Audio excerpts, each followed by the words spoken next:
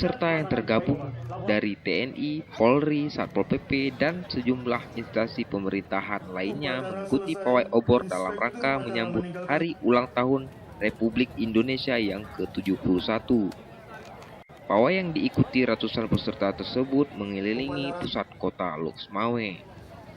Pawai obor tersebut dimulai dengan upacara di depan kantor wali kota Loksmawe, dan wali kota juga membakar obor utama untuk selanjutnya dilanjutkan pawai mengelilingi jalan pusat kota.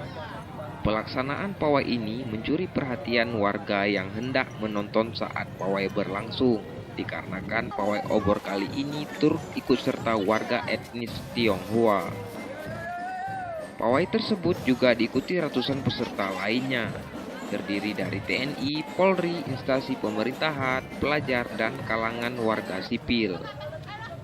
Menurut Wali Kota Loksmawe, Suwaidi Yahya, kegiatan pawai obor ini rutin tiap tahunnya dalam menyambut Hari Ulang Tahun Republik Indonesia.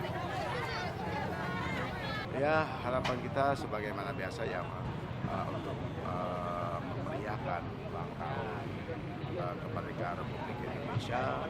Mudah-mudahan kita dengan ulang tahun kemerdekaan Indonesia ini yang betul-betul ini, mudah-mudahan perubahan kita khususnya di Aceh, umumnya di Indonesia, perubahan dalam segi